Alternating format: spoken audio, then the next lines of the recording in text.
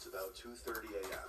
I swipe into Chestnut Hall, go inside, walking towards the stairs, when I notice someone sitting in the lounge. Makes sense. I had no idea what he was doing there, or why he was masked, but it genuinely freaked me out. And then, he jumped off the couch and turned towards me in one quick motion. I didn't even think. I ran down the hall and ducked into the nearest bathroom, locking the door behind me. I must have stayed in there for at least 5 minutes, long enough to hear the hallway go completely silent again. I didn't want to seem paranoid, but my gut was screaming at me. Eventually, I cracked the door open and peeked out. No one was in the hall. I thought time experience. It's a little streaky, but that's okay because her parents were out of town that weekend. that's what I want. They were all into the house and spilled out into the backyard. The vibe was live on flirting. He wasn't even trying to hide it. I felt disrespected, but I didn't want to make a scene. Amanda and I had a drink. I offered him another. We talked, laughed, before long, right through me. She accused me of doing it on purpose, which I denied. After some tense back and forth, I finally admitted that I may have played a small role in it. We argued a little, but it wasn't anything serious. A nice contrast to the noise inside. I was leaning against Amanda's car, just staring up at the stars, when I noticed someone.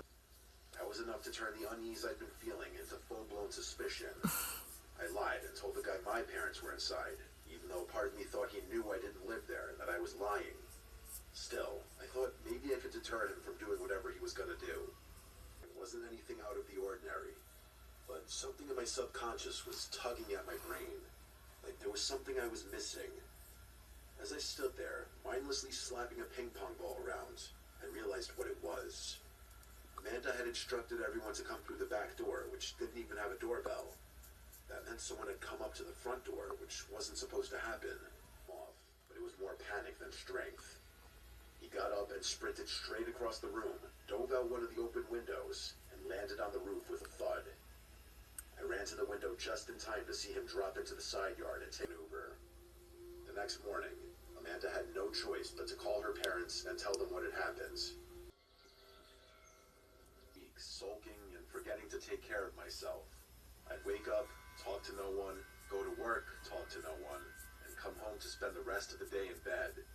The weekends were even worse. I'd forget to eat and I wouldn't leave the house. I'd binge watch movie after mind-numbing movie, not even realizing what I was watching half the time. But enough with the sob story. I'm much better now, although I still often think about the life I could have had if things went differently. Anyway, it was my phone. It was a few minutes after 9 p.m. I remember that distinctly because my mom was calling me for like the 4th time that day. I didn't want to ignore her, but I let it ring out anyway. I knew she meant well, but I couldn't bring myself to talk. I didn't want to hear the usual questions about whether I'd eaten or gone outside. Eventually, I got tired of whatever was playing and backed out to the menu.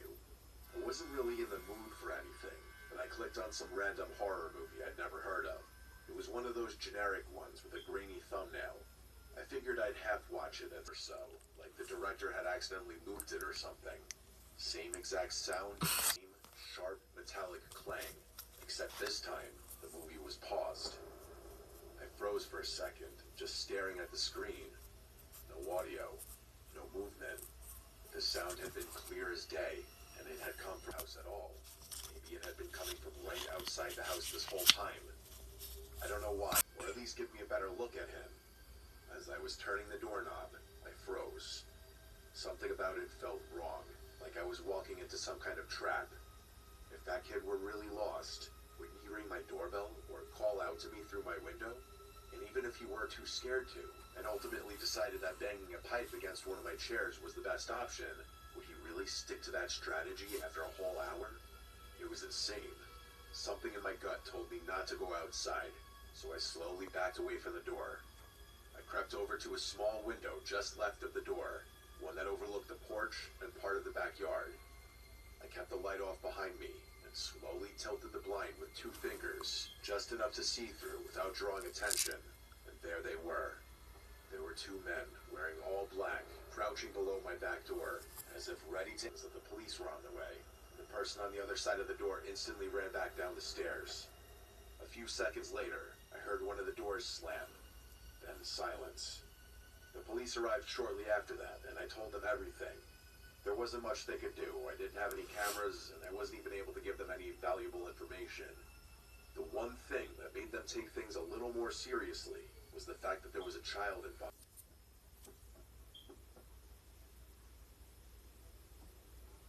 It's currently 2024 as I'm writing this. I'm a senior and I'm graduating in a couple weeks. Let me give you all a very brief rant. I never understood how most of my friends could survive a whole week-long spring break trip to Miami or some other party destination. I simply can't.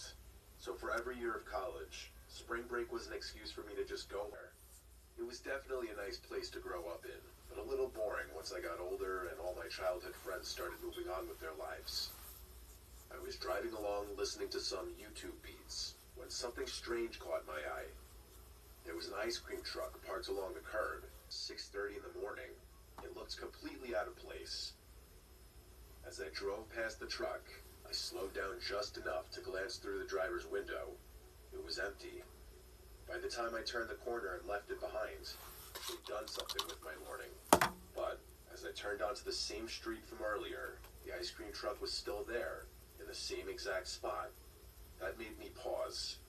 I figured someone would have called it in by now. This is the kind of neighborhood where people are really uptight and get twitchy if you park too long in front of their house. That actually reminds me of a time when some grumpy woman gave my friends and I actually parking in front of her house, even though we were waiting for our other friend who lived right next door. I say that to say that I'm not crazy for expecting someone to have called the police about the truck. Curiosity got the better of me. Instead of heading straight home, I circled around the block to pass the truck again, just to see if someone was inside it now, and someone was. As I drove past the second time, I must have been a little too obvious with how slowly I was driving, because the guy in the front seat locked eyes with me for a few seconds. He looked really off. He had this long, almost cartoonishly pointed nose and a scraggly beard that looked like it hadn't seen a razor in years. He genuinely looked like someone who lived in his vehicle, and it rubbed me the wrong way. I drove straight home after that. My parents had no other explanation. I grabbed the mail and walked straight back inside, trying not to make it obvious that I'd seen anything. Once I was upstairs, though, I went to one of the guest bedrooms. There's a window that overlooks the street from a better angle, so I pulled the curtain aside and peeked through. I didn't have all day to spend staring out a window, so I tried to get some stuff done on my laptop. I couldn't focus, though. Every half hour or so, I'd feel the urge to go back to the guest room and glance out the window. Every time I looked, the ice cream truck was still visible, but it was in a different spot, which meant the driver was intentionally moving around the street for whatever reason. I didn't know whether it was a good idea to call the police or not. I wasn't sure what I'd even say, given that nothing had actually happened. Even now, I wish that I had just done what any normal person would have done, and either called the police or tried to ignore the truck, but I was too curious. My older brother is really into bird watching, so I started digging around his room for a set of binoculars I knew was in there somewhere. Eventually, I found them and returned to the guest room. I pulled the curtains aside and looked at the truck through the binoculars, back at me with a pair of his own binoculars. To spot an ice cream truck, given how distinctive they were. Then she hung up. I didn't know what else to do after that. When my parents got home a little while later, I filled them in.